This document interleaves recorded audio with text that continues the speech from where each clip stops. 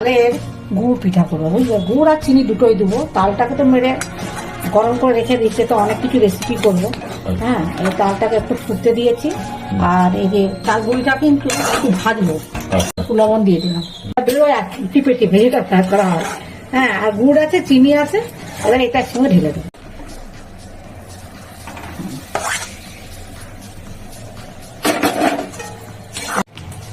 তাহলে মন্ডটা তৈরি হয়ে হ্যাঁ গেছে। হ্যাঁ হ্যাঁ, এবারে বেড়ছি, বুঝলে?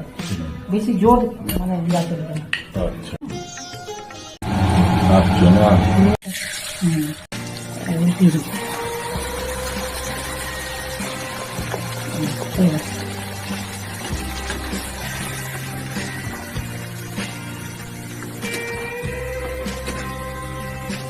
একটা দিয়ে বাকিগুলো দিয়ে দেবো, বুঝলে?